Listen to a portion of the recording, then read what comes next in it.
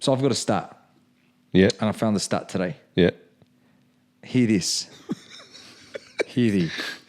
Hear this. Mikel Arteta Gentlemen of the land, hear this. has been top of the Premier League title. Table. Was table. Thank you for the correction. 973 days. Do you know how many Premier Leagues he's won? 0. Well, we know how many Premier Leagues he's won. And how many Premier Leagues is he going to win? Okay. Well, Pep Guardiola has been top of the table 1,200 days and he's won 8 titles. So he's essentially only been on top of the Premier League table 200 odd days more than Arteta. Yet he's won 8 titles. I'd like to know what Klopp's stats would be because Klopp would have been up there for a while. And Klopp only won 1 Premier League. Huh? Only won 1 Prem. Liverpool spent most of their time chasing. Yeah, it's true. The thing is, that's the kind of stat that's like, it's not a fair comparison. You're comparing one of the greatest managers of all time, With an unlimited budget. right? Running basically a state-run club. Like people forget that. With an unlimited budget, who would be able to spend $400 million in a window to correct his whole defense, versus a manager who's really in his first big gig. I mean, it's pretty alarming. What it speaks to is he's not been able to finish the job. I'll give you another stat I saw today. So in the last 4 years run in the last 10 games of the season, Man City have lost 1 game out of 30 games in the last 3 seasons. Arsenal this year alone, in the last 10 games of the season, have already lost 2 games. So he's already lost 1 more than... Do you think if you're Arsenal and if you walk away this season with nothing, how would you feel? I wouldn't watch football again. That might be one of the most ridiculous questions you've ever asked. It's just... Like you ask that question like you're trying to seek the answer. What answer are you seeking? A month ago, this team was in for the quad. They were dominating European football. They had thumped the best teams in Europe, including Bayern Munich, as Atletico Madrid, I think even Real Madrid. Yet they get knocked out by 2 domestic cup competitions, which as an Arsenal fan, you can be like, if there's any 2 competitions you want to be out, it's them 2. You're now going to likely lose top spot in the Premier League. Well, we're starting right from the top, right? So let's start with Arsenal.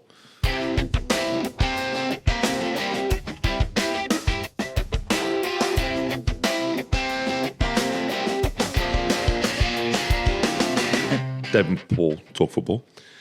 Just to remind everybody what podcast they're listening to, in case they've forgotten. It's a dark day. No. Honestly, it's a dark day. Let's look at it. So the big thing obviously over the weekend was City Arsenal, right? Yep. Manchester City beating Arsenal 2-1. Arsenal may well go on to bottle the league, given the lead that they had. They've let a 9-point lead disappear. I want to talk about this in 2 parts, right? One is the broader league position, which we've talked about for a bit, but we can talk about it again. Which is they've let a commanding lead slip because of the results they got from the likes of losing to Bournemouth, drawing with Wolves with like 10 minutes to go, Brentford, these sorts of games, right? One of the things I was worried about with the City game was them rocking up and bottling the game. And I actually don't think Arsenal bottled the game at all. I thought they played well, to be honest. They were the better team. I wouldn't go so far as to say they're the better team. I think in patches... You think they're the better team? They had better chances. And if it wasn't for Donnarumma and a couple of key defensive, and Kusanov, oh my gosh, what's happened to him? I remember his first game against Chelsea, 2 defensive errors. I thought he'd never play a game again. He's by far been their best defender the second half of the season. Yeah. They were better. Arsenal were a better football team on the day. Oh my they had God. better chances. The chances that fell to Kai Havertz, especially at the end as well. With the header. But oh my God. This is what I don't understand is where have these performances been against Bournemouth, against Wolves, against Brentford, even against 10-men Chelsea, against Liverpool at home when you drew 0-0. Like maybe because they knew they had to do that here. Like, so how do you think you win the Premier League title? Like, how do you think you knew you had to? You have to do this for 38 games. No. I think he knew this game. He had to because of the I reckon Arsenal would have played differently had they come to the Etihad with a 9-point lead, without the game in hand and all that stuff. I think so. I think they would have. They would have taken a 0 or draw. A 0 or draw would have been great for. I don't think a draw would have been good for Arsenal in this game either. I think Arteta came to the Etihad knowing he needed to win the game and put a statement out there because I reckon he's probably over it. The players are probably over it. The noise and the constant commentary and the narrative around they're bottling it. They can't play football. I'd be annoyed with it too. And I think they came. Look at the lineup. Look at the lineup he came up with. Ultimately, I think he came wanting to win the game. I think it speaks to the impact that Kai Havertz has on the team. The fact that he leads the line, he holds the play up. He's a totally different beast up there than Gyökeres is. Let's face it. He is a better Arteta player than Gyökeres is. But I think it was a thing of we need to go there and win. I didn't think you needed to. Look, if it was 6 points before the game had kicked off, and if Arsenal win that game, they've got one hand on the title. I think if they won that game, the title was done. I think even a draw means Arsenal don't have any more, let's just say, big matches left to play. They've played City twice. They've played Liverpool twice. They can't take points off City Chelsea anymore. Twice. But they've played their big games now where they've got Newcastle at home. They've got West Ham away. Like the rest of their fixtures are winnable. A draw at the Etihad would have retained the 6-point. But what are we arguing? What are we arguing about here? Because ultimately, we could say where have these performances been, but they lost. So on one hand, Arteta could say my approach has been vindicated. This is why we don't come and attack. You see, no, they lost. So they're in this position not because of this specific game, and not even because of the Bournemouth game. Is because throughout the course of the season, they haven't felt like champions. In particular, from Christmas. If we rewind the clock back to the start, I said Arsenal were going to win the league. And the reason why Arsenal were going to win the league is because they got the best depth and they got a ready-made squad who should win the league. And every club was going through some form of rebuilding. The only club at the time that were going to challenge Arsenal, in my opinion, I thought were Liverpool. That was quickly found out come October, November that Liverpool weren't winning anything. It was Arsenal's moment to go dominate the league. And throughout the course of the season, just when you thought they were going to do it, they would pull off performances where there'd be a silly draw or a silly loss. And the games where, I think you touched on it last week, where they just refused to level up. Players in City right now are leveling up. There are players that in the squad didn't even get a run in. So Cherky, at the start of the season, he was like 30 million waste of money. He's been the best player. Nick O'Reilly. Haaland's still scoring. Bernardo Silva seems to want to, and one last one song. Mark Gahey. Like, there's players in the City team that are now understanding what it takes to win a title. And I don't know whether it's experience of winning a title, but I just feel like at the right time, they've said, you know what? We're not far off. And Arsenal are feeling the pressure. And here is the thing. There's no Premier League winner at Arsenal right now. So we talk about experience and we talk about football clubs that have experience. There are winners though. Gabriel Jesus is there. He's won titles. They've got Marino who's won a Euro. They've got players who have been there. I'm sorry, but international titles, conference leagues, 1 minute we want to sit there and say that they're worthless. The next minute we want to sit there and say they're titles. No, when I'm talking titles, I'm talking Premier League winners. You could say Gabriel Jesus has won 5 titles. So has Zinchenko and all previous Manchester City players before him that have signed for Arsenal. But they were never players that actually played a part. When Gabriel Jesus was winning titles with City, it was Kun Aguero leading the line. The central point you're making, they don't have enough winners in the dressing room. I agree with you. We're seeing it play out now. And the other point you're making around them having lost this title, if they do go on to lose the title, like we've been defeatist here. There's still this is going to be what's actually happened. Let's be realistic. They haven't bottled anything yet. But why are you allowing it? They haven't.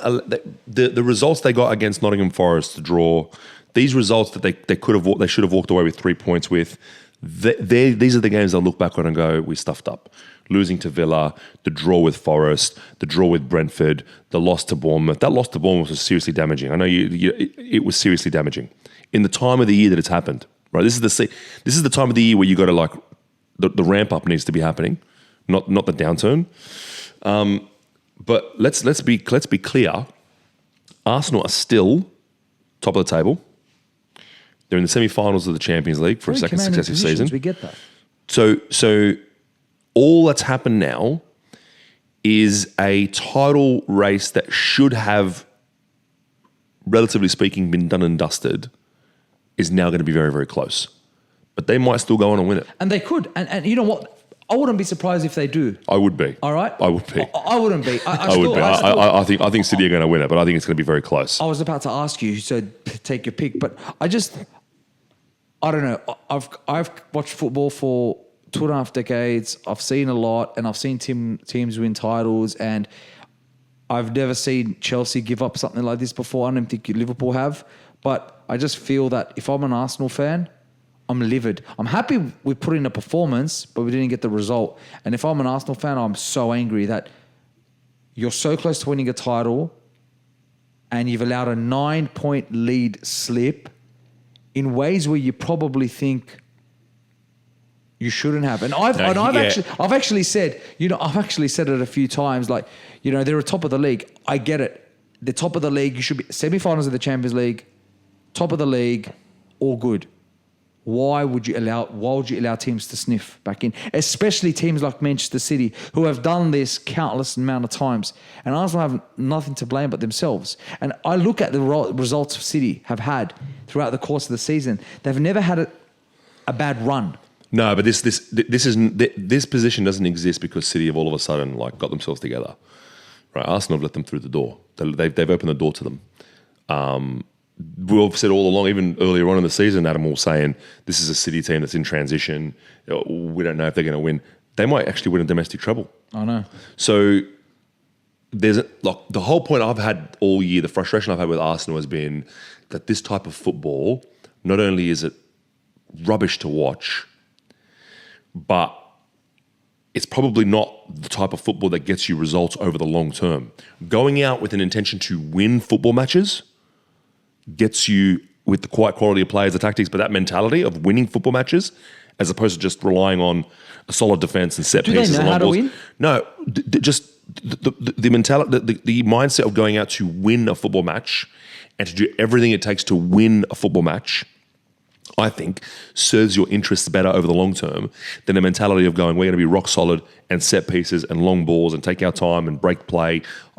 I just feel that's a personal perspective I've got, which is the type of mentality that Jurgen Klopp has, which is the type of mentality that Pep Guardiola has, which is go out there to win and play attacking football.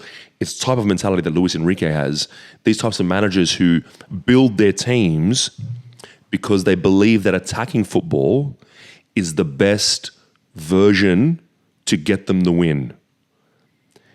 Attacking football is the right way is the best way to get the win. Not just entertaining, it's the best way to get more wins. Pep Guardiola's just won more. When he was up against Klopp, we would get draws in games that I would just look at and go, City would probably find a way to win that. They might lose more often, but they don't draw as often. I've seen Premier League teams win the league playing a compact defensive style of football. Chelsea have won a few of them like that. But they had players who know how to win. This is where we've said that. We've said that all along. The magicians, the Arsenal, Mavericks, the guys that come out and pop up with the result. I swear to you, from the Premier League's inception till today, I could name you 3 or 4 players from Premier League winning outfits who won the league for their teams. On their own.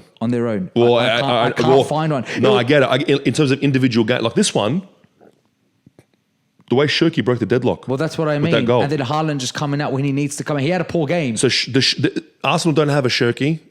They don't have a Haaland. They don't have, a Nico Riley who's going to pop up with 2 goals in a game. They don't have those kind of maverick players who are going to pop up and take a game. He spent 70 million on Eze, who's a proven number 10, who was probably one of the best players in the league last season for Crystal Palace. He was gone for half the season, remember? We were questioning, where's Eze gone? What's happened to Eze? He turned up against Spurs twice, banged in lots of goals against Spurs, then disappeared again. Only now is he realising that Eze needs to play. He played Norgard. He's played, albeit Odegaard has had injuries. He's played Zubimendi. He's played Marino. And he's forgotten about Eze. And I'm pretty sure there are Arsenal fans out there that will tell me that he's the reasons why he didn't play Eze. But you know what? I'm pretty sure there's reasons why Marmoush isn't playing. No, but you know why Marmoush isn't playing? But you got Cherki. The attacking returns from the attacking players at Arsenal have not been there this season. That's been clear. I wonder what Arsenal's season might have looked like had Kai Havertz been available for more of it. Because oh my god, the way that he played against City, like he was fantastic. I thought Kai Havertz was fantastic. I thought Madueke's final product was poor, in the same vein as it was against Sporting Lisbon. But I thought Kai Havertz really tied that up front piece together. He holds the ball up, he makes the right runs, he finds the positions. He had 2 or 3 clear-cut chances. Any other day, Arsenal walk away with a point or potentially win that game. So, Dave, can I ask you a question? Yeah. Who's winning the Premier League? I think City have got the momentum.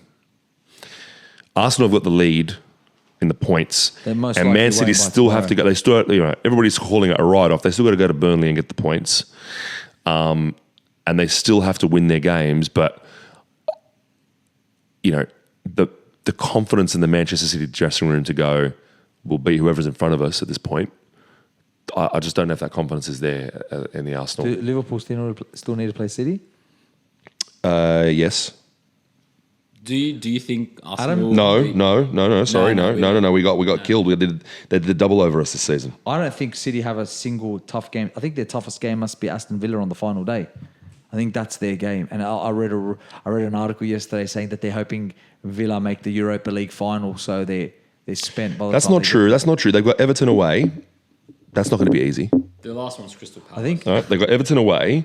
That's probably and then Aston Villa on the final day of the season. If you're City, you want to be wrapped up before the final day of the season, right? Because Aston Villa on the final day of the season, albeit it's at the Etihad, but the final day of the season, Aston Villa is going to be a tough ask. But between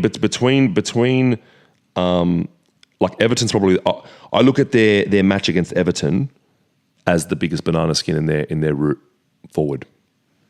I don't think so. I think City have a great Everton away? record against Everton. No. They have a great record. City are so good at dismantling those middle range to lower tier. No, I understand that. They just don't drop points to this. They drop points against Spurs. They drop points against Chelsea. They'll drop points against Liverpool. I understand that, but Arsenal have still got a 2-legged semi-final against Atletico Madrid, which is going to drain them. But they have a much easier fixture. How do you reckon they'll go? How do you reckon they'll go against Atletico? Oh God, that will be such an entertaining game, man. Yeah, like... I love the stuff online, man. It's like this is going to be the worst game, the worst 2-legged tie in history. Watch it produce about 10 goals. But the way the draw has fallen out is the two teams versing each other are literally opposite ends of the football world. Like you've got Haram ball versus Halal ball, and it's going to see good versus evil. Like that's the way. They're all evil. They're all evil. Oh my God. PSG play fantastic attacking football. Everybody forgets they're funded by an entire country. It's all. Well, speaking of that, like this is where sometimes I feel like Manchester City get away with a bit. They get praised so much in the English media, yet they are state-owned. They have 115 charges. They have 115 charges, and anything. You got clubs like Chelsea that get absolutely obliterated when we spend all this money. Same as Liverpool, because when you don't win, it's very bad to spend. But when you do win and you're spending a lot of money, it's not like you're allowed to be called out for No one cares. If you spend heaps of money and you win, people will bag you out about it, but who cares? You're winning. But I just wanted to touch on Arsenal. Arsenal have got a game against Fulham in between the Atletico Madrid games. That's not going to be an easy game. No game is easy. No, but I think... And then they've got West Ham away. If West Ham are still gunning for salvation... That's going to be a very, very tough ask. How's this for a 41 whilst you got West Ham?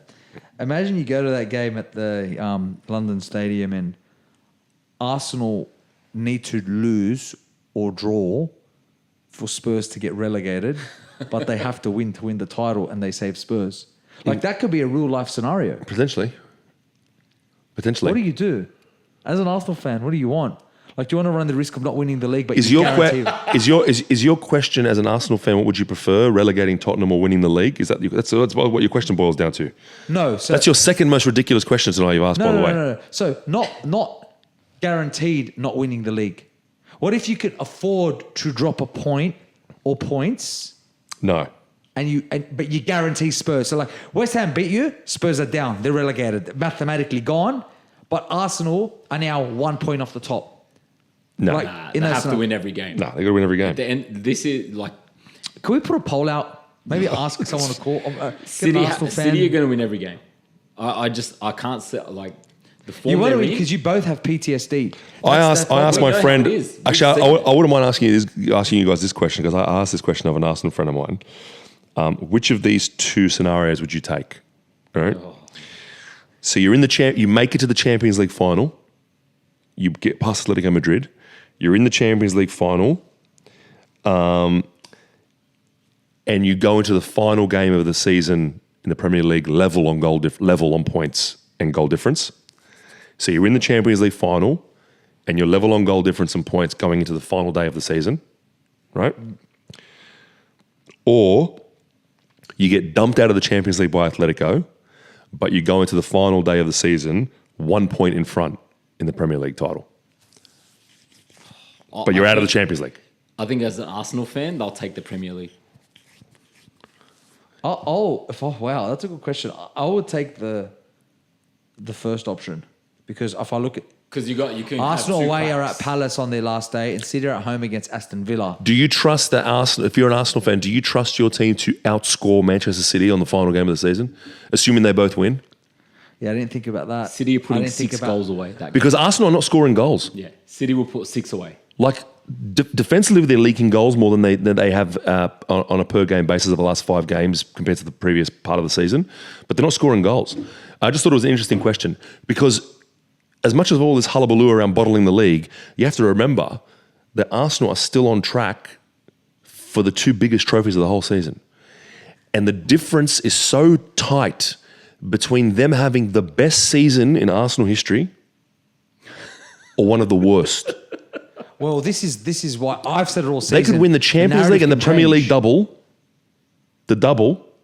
and it's the best double you can get, or they could walk away with nothing. Yeah, and I've said the narrative can having change been so many supreme, times. having been supreme in both.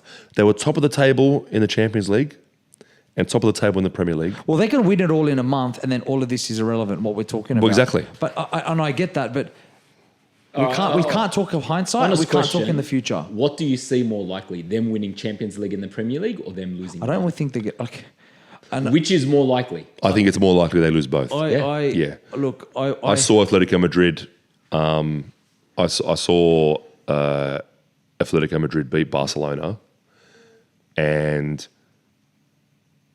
they played strong attacking football against Barca. Atletico Madrid have match winners. Yeah, they've got Griezmann. He's a match winner. Yeah, Lookman's a match winner. Julian Alvarez is a match winner. They've got the same sturdy defensive style that Arsenal have, but they've got match winners. Arsenal fans already hate me. I know that, because I don't say many good things about them. I actually do think they'll win the league. I feel that whilst we all accept, and I think both of you have PTSD, I think both of you suffer from a lot of Liverpool trauma where you were chasing and you were just waiting for City to drop points and they never did. I don't think that's the same City team. I do see, whether it's home or away, City, they win tomorrow. City are professionals, man. They're professionals. Honestly, they're just pros. The City's Bernardo Silva is professional. The professional City players had De Bruyne, and they had certain elements to their game, and winners. They still exist, but they're still like Savinho. You're forgetting one thing. Pep Guardiola. Well, of course. This is the master. He is a massive advantage. He's not a master. I think this is his swan song. He wants to win the Premier League. This will be one of his greatest victories. If you're in the dressing room now as a player, football player, forget what shirt you're wearing. The energy you get and the advantage you get being coached and influenced by Guardiola in in that dressing room to walk out and play a match is fundamentally different to the message you're getting from Arteta before you walk out into the field. It is, you are walking out as you're walking out as a gladiator playing for Guardiola. Arteta, he doesn't have it. It's a totally different mindset. So I just think they're going to have too much. They let too much slip. Well, it sounds cliche, but he lacks the killer instinct. Well, we'll see, Pep because Guardiola another advantage that, because City got the FA Cup, right? So City will be a game behind Arsenal for majority and the rest of the season. So they'll be playing. That's a good point, actually, because they could be 6 points. They could be 6 points in front by the time they play again. But they play Burnley tomorrow. Arsenal could play 6 points in front. City play Burnley tomorrow. If they win that game by at least a goal, they're top of the league, right? Yeah. I'm sorry, 2 goals, they're top of the league outright. Win that game by at least a goal. Then they play against Everton after Arsenal play their Premier League fixture this weekend. So there's a lot. That could be. And I just want to give Arsenal something. Like, I can't fathom, as much as I see Arsenal as a direct rival, and they are to a Chelsea fan, I don't understand how a month ago there was a quad, and a real quad. Like, not a Chelsea type quad where I was. Don't worry about the quad, man. Every team is in for the quad at a certain point. This is the closest I'd ever seen someone I've looked at. I'm like, this could be a real thing. We had glimpses of that with Liverpool last season, but you're in the Carabao Cup final. At that time, City weren't playing well. You had an FA Cup quarter final against Southampton. Yeah, but they're you had going really a well. Champions League run where you were dismantling the best teams in Europe, and you had the best draw. Yeah. They should be walking to the final, and they were 9 points clear. How is that not quadish? Yeah. Like, honestly, again, I'll repeat that. Carabao Cup final against an out-of-form City team, a quarter final against Southampton in the FA Cup, and the FA Cup didn't have many big teams in there besides Chelsea and City. Man United, Liverpool, they're all gone. And then they won't win the Champions League. I do think Atletico Madrid will knock them out. But they had the easiest run to the Champions League final. Their hardest team would have been Barcelona or Atletico Madrid. And they were 9 points clear. When I look at that, I go, and they've got depth. They've got quality. No injuries at the time besides Saka. There's a real thing here. And now we're talking about a team that could walk away with nothing. So I'm just trying to give them something. I just want to feel like you will win the Premier League. You'll probably just win it. But, my God, you made hard work of it. I feel like someone needs to give you something. What? Just because of Chelsea. I just feel like... There's nothing to talk about. Let's move on. Come on, what are we going to talk about? I just feel like somebody needs to give you something. What's there to talk about? What are we talking about Chelsea for? What's there to celebrate? What's there to be happy about? We got a football club, a manager who looks like a business studies teacher. He's smaller than the players. Who would respect him? You got players in the squad who don't want to play. Look, Chelsea have given up. What do we want to talk about? It's so bad. The fact that we won't make the Champions League is so bad. I don't know what that means. Do you think you won't make the Champions League? Of course not. I called it 3 months ago. You don't think it's still too early to make that call? Liverpool has 7 points clear. There's 5 games to go. It's Liverpool though. Yeah, and Liverpool are starting to come good. We have a game against Liverpool at Anfield, and that's going to be Salah's, I think, last home game. And Robertson's. There you go. So we ain't winning. We're going to get thumped. Could be Slotters. Chelsea can make the top 4 if they sack Liam Rosenior tonight and they go get somebody else. They go get Xabi Alonso or something. No, I think Rosenior is going to be the manager next season. Well, kudos to Chelsea. They're back in the manager. Well, kudos. You know what? That's the flip side. No, it's not. It's honestly not being a smartass about it. Then they're back in the manager. Good. I don't know if they can even afford to miss the Champions League. Like, even afford to sack him and pay more money. Like, they're losing money hand over fist. And if they don't make the Champions League, that'll be the 3rd season out of the 4 seasons that Blue Co have been in charge. They haven't been in the Champions League. That's a huge revenue hit. So they might be contemplating, okay, keeping Rosenior for next season makes more sense financially because it would cost us more to get rid of him, to bring in a new outfit and still not have the opportunity to enhance the squad that we want. And I think there'll be some big sales. And I'm okay with that. I think there needs to be a massive, massive dressing room clear out, and we might need to sell 1 or 2 household names. I'm happy to sell like an Enzo Fernandez. Well, Manchester United got the better of Chelsea. Great Matthias Cunha goal. On Manchester United for a second, I saw online Rio Ferdinand pushing for Michael Carrick to get the contract, and get signed up as the permanent Manchester United manager, at least for the next couple of seasons. And it reminded me of his clamour for Ole Gunnar Solskjaer to get a contract when Ole Gunnar Solskjaer was in charge, Ole at the wheel, and see how that turned out. What's wrong with him? What's wrong with that broader base who can't understand the virtue of patience, who can't understand the need to bring in somebody who's got the credibility to take this team, Manchester United, on a sustainable level of progress, not just a peak new manager bounce, and then Michael Carrick's not the guy. He's not the guy to build a team around and to give hundreds of millions of dollars to go and invest in this. So what's been the sudden change? Because Michael Carrick took over Manchester United roughly around the same time Liam Rosenior took over at Chelsea. We were, I think, 4 or 5. He's done well. He's done well. Don't get me wrong. He's done well. No, I see the point you make. The same thing happens with a lot of these Man United legends where they start well. I think Ruud van Nistelrooy did that. Well, he got the Leicester City job off the back of that. Yeah, right. And then Ole Gunnar Solskjaer did that. Look where they ended up. And now Carrick. This is going to be a huge summer for Manchester United. We haven't spoken about it much. They can choose to be. So Manchester United could go ahead and do what Chelsea didn't. If Manchester United want to be fighting for the title in the next season or two, like they claim they want to, this is big. They need to go out there and they need to invest now. They've got Champions League football. They've got the income coming in. It's Manchester United, the most glamorous club in world football. See, for every win against, yeah, you're right. For every win against an Aston Villa, you got a draw against Bournemouth. For every win against Chelsea, you've got the loss against Leeds. There hasn't been enough consistency, albeit the performances of certain players have lifted. There hasn't been enough consistency to demonstrate that Michael Carrick should get the job. That's the only point I'm making. And I don't know what Rio Ferdinand's high on, but he's a mate. Yeah, he just wants jobs for the boys. That's what he's like. But I hope that the rest of the Manchester United fan base are not drinking the Kool-Aid because he's not the right guy. I would love Michael Carrick to get the job.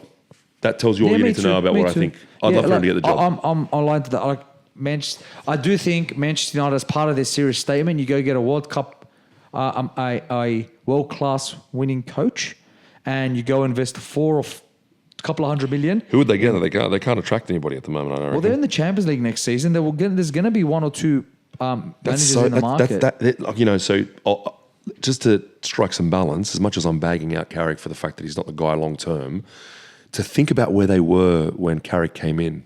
Yeah, that's what I always think. If you in terms of the trajectory they were in, where they were at, and you said to a United fan, you're going to be in Champions League, you'll be third. You'll be third. You'll be wrapped. Absolutely. The question on that, right?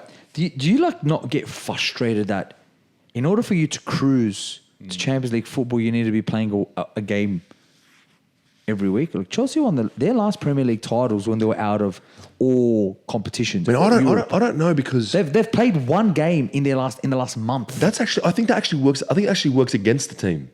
Like there's a certain amount of.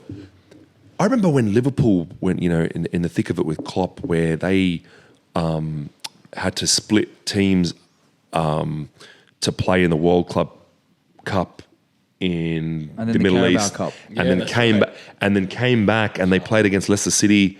And there was a period of time where the games were coming in every 2-3 days, and the team were just pumping out results.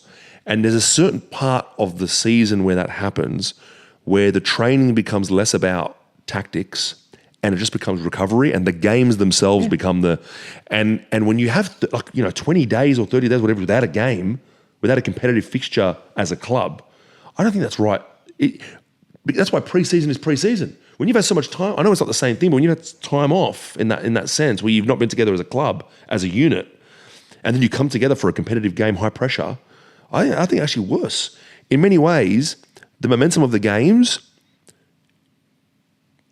The flip side of that is if you're losing those games, it's terrible. But if you're winning them... Well, that's what I mean. So it's all the momentum is huge. It's all or nothing. And look, Liam Rosenior said that as well. He said, when I took over Chelsea, I haven't had a training session. It's just been game after game after game, which is fun when you're a fan and you're watching it. But when you look at the success some of the teams have, a team like Manchester United who's got the right amount of depth and the right squad there, like maybe a game every 3 weeks, that was kind of a bit odd because you had the international break, then there was an FA Cup weekend, etc. But they played on Sunday. They're going to be playing on the weekend, and they'll play every single week until the week's over. And then on the occasion, they might play a midweek fixture just to smooth it and finish the season. But look, I'm happy for them. Good on them. Manchester United are going to finish in the Champions League spots. I think the Champions League teams. The only way Chelsea make the Champions League is Aston Villa finish 5th, and then they win the Europa League. I don't actually think that. That is possible. Because 5th. No, Can we find out what happens? Yeah, I've already up on it. No, if Aston Villa win the Europa League, from 5th spot, you get another spot, and they finish 5th, I think we get another spot. Yeah. 6th, the Chelsea plays Champions League football. Chelsea plays Champions League football, and that's a real possibility because Liverpool and Aston Villa have 3 points behind them, and maybe we should start speaking about Liverpool, but they seem to be coming good. That was a massive win. Massive. Like you're talking about a turning point for the season, albeit a little bit late. Huge. And you know what's funny? When I look at that, and I was reflecting on that win. It wasn't just the result. The nature of the win too was significant. But see, this is the difference between Liverpool and when we talk about Chelsea, we say experience. Look at the players that scored for Liverpool that got them out of trouble. Yeah. Salah and Van Dijk. Yeah. There's none of that at Chelsea. And then that's the difference between why Liverpool now push to make the Champions League and Chelsea will fall away, is because when Liverpool needed the goal and they needed a win, it's the ever-present, right? And he will turn up and he'll score a goal. And that's a massive result. And there's now talk of Slot staying. I think I heard Edwards and who's the other sporting director? Richard Hughes. Richard Hughes, they're at loggerheads now. Well, there's a big issue with that at the moment in the sense that Michael Edwards came back into Liverpool Football Club off the back of a promise from the FSG that they would go into a multi-club ownership model, and he was really keen on leading that. And the news that I'd been reading over the last several months is that they'd gone and done the due diligence on a number of different clubs around the world, but FSG have yet to pull the trigger on the purchase of another club. So Michael Edwards is frustrated with that, and his contract ends at the end of 2027, at the end of next season. And there's a lot of conjecture that he won't renew his contract. Richard Hughes is actually being sought out by the Saudi Pro League. I think it's Al Hilal is seeking him out to come in and be their sporting director. So there's a chance that Richard Hughes and Michael Edwards won't be at the club over the next year or two. How does that then impact how you build the squad out? Notwithstanding the uncertainty around Slot. So yeah, I have read the same thing, that they're at loggerheads. Richard Hughes is very big on keeping Slot, but then again, if he's not going to be around, what's the difference? Do you give him another season? I wouldn't, personally. I wouldn't. Let me put it this way. If Liverpool are going to... if the hierarchy at Liverpool believe that the reason why we've underperformed this year is because of the turnover of players and the gap in the squad that still exists, and they're going to go and plug that gap with more signings, then maybe they do decide to keep him because they think the problem isn't Slot, it's the players. I don't buy that argument. I think the problem is Slot. I think that they should recognise that he's got them Champions League football, exit him out of the club, gracefully, and give a new manager the pre-season and the signings to get... I think it's a bit harsh. I'll tell you why, right? And I've said it at the start, he's overrated. So make that clear. He's not at the world-class level.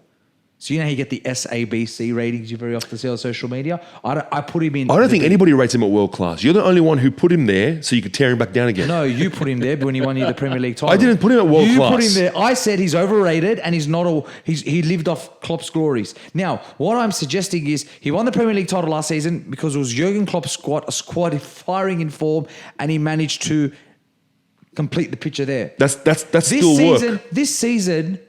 Whilst I've been quite critical of him and I've laughed at him a few times, he has been dealt a bit of a bad hand.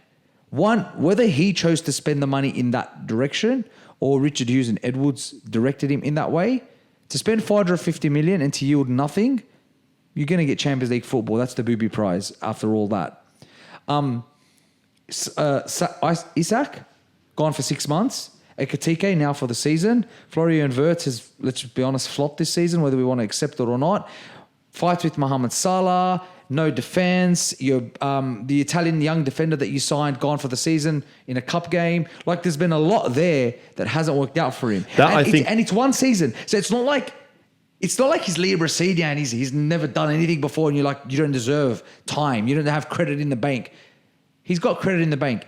I think you don't do what they did with Ange at Spurs and you say, you know what? Give you the first 10, 12 games of the season.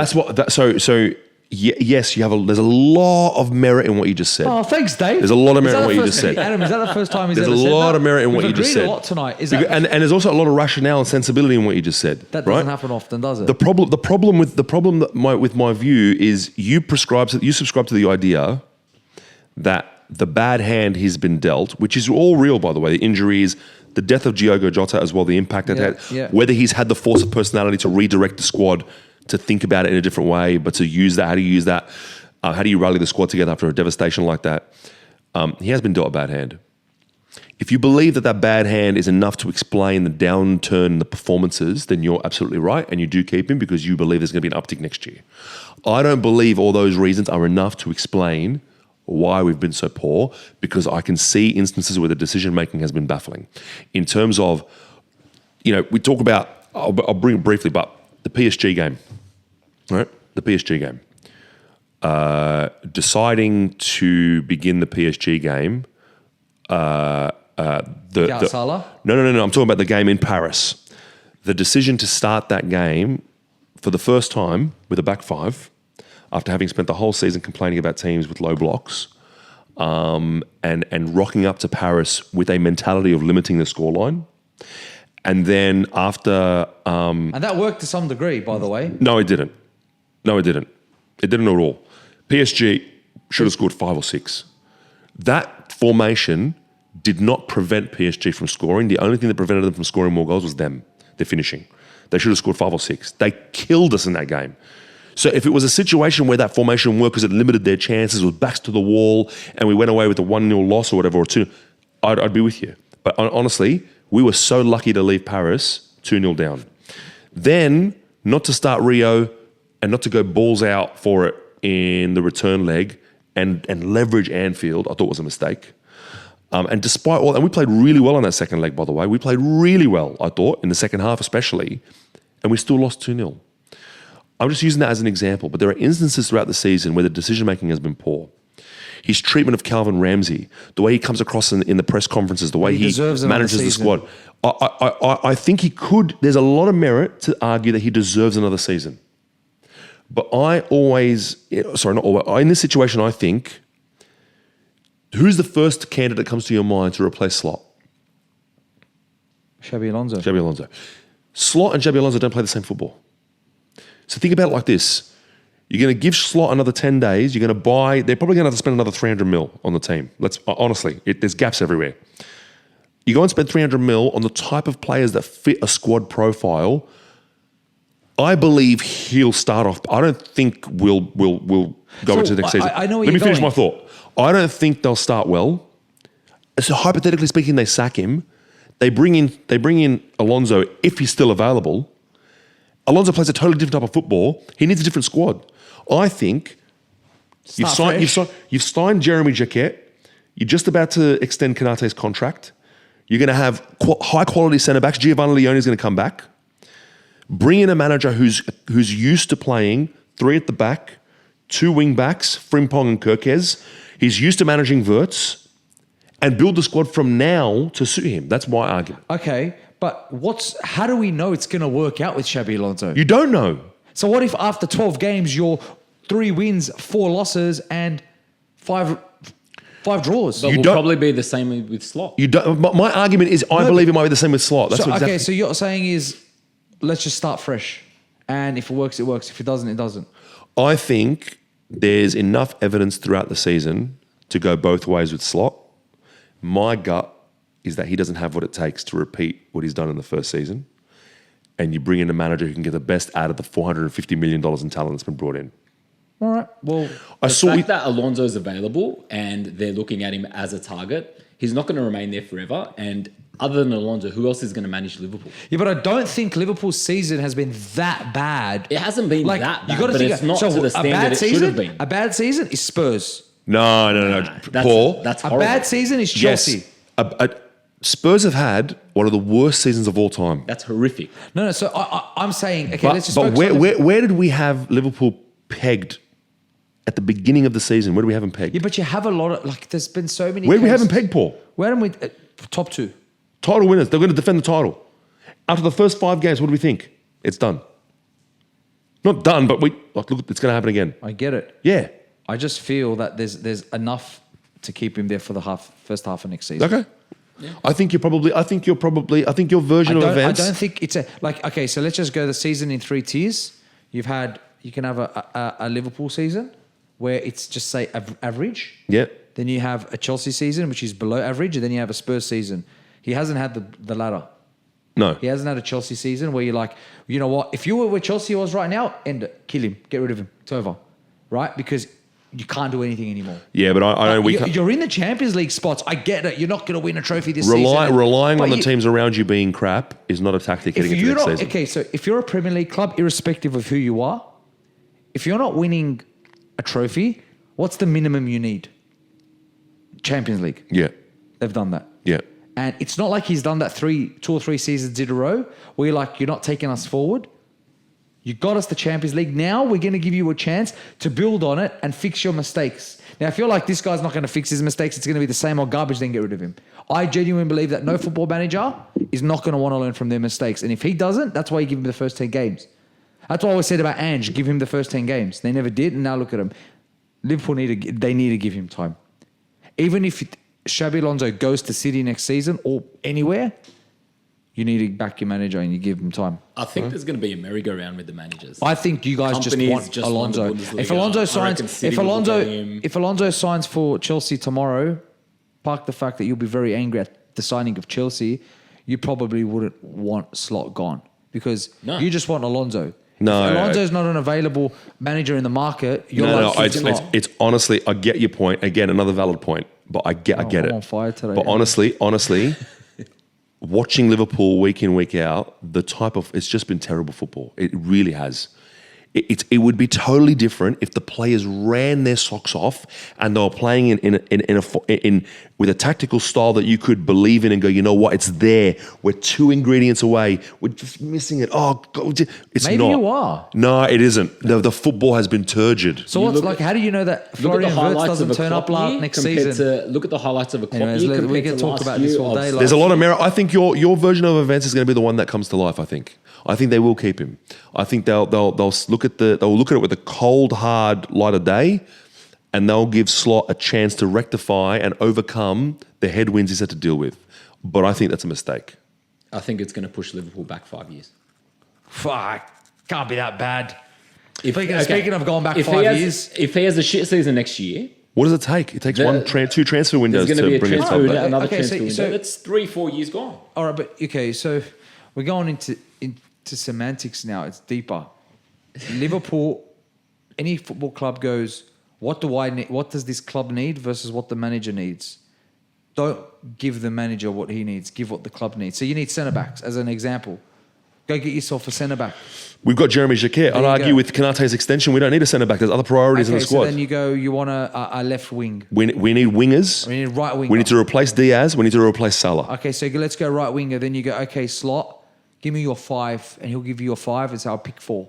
I'll pick number 4 on the list. Yeah. Because if I go number 1, that's a slot player, and Xabi Alonso might not like him. I'd rather pick a more generic. I understand what you mean. Buy players that are more adaptable to different systems, and the off chance that you need to get rid of them. That might be what they do. We should move on to a more exciting. I've only got. We're going to finish up now, but I wanted to ask you guys because it was not even really a question. It was more like a bit of an interesting thing because we're talking about the title, right? Permutations and all that sort of stuff. Right now, in the table, if I'm not mistaken, Arsenal and Manchester City. If Manchester City beat Burnley, then Man City will be in front on goal difference. But if they beat them 2-0, let's say, they'll be up by 1 goal on goal difference, right? If they end up with the same number of points at the end of the season, and they end up with the same goal difference at the end of the season, do you know what happens? Exactly the same points and a goal difference. Is it a playoff or something? No, it's not a playoff. Oh. No, it's not a playoff. What do they go back to? What do they look at? Goals scored? Or? So it's goal. For what I read online, they look at goal difference first if the points are the same. Yep, then goal scored. I have to verify this. I don't know if this is true, but I've got to look this up. If it's tied, then they look at goals scored. If the goal scored is tied, then they look at the head-to-heads. Like how each team fared against the other. Man City would win it on that basis because they've beaten them. Oh, imagine losing the title like it was that. 1-1 then 2-1. And then that's another thing where you go. We spoke about this at a podcast. Sorry to interrupt you, Dave. When Arsenal drew 1-1 at the Emirates with Manchester City, and they were so defensive. Yeah. We can look back at that game and you go, that could have been a 3-0 to Arsenal. We wouldn't be having this. It won't be it. You can go to your closest rivals and draw 0-0, draw 1-1, draw 2-1. Away from home, yes. But then when you go to your teams in the bottom 6 and you don't beat them, that's where you lose. You know what I mean? Well, speaking of bottom 6, again, Dave, do Spurs go down? Yes. Wow. Even with, see, I watched the West Ham Palace game. You know this why? morning. You know why? No, forget West Ham Palace. You know why? Because I'll tell you why. Well, they play Wolves on the weekend. You'd surely think they've got to win that game. Forget about that, right?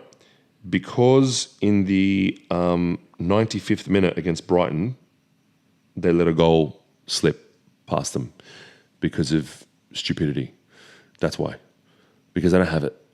The characters, they don't have it. They don't have what it takes to steal to make it.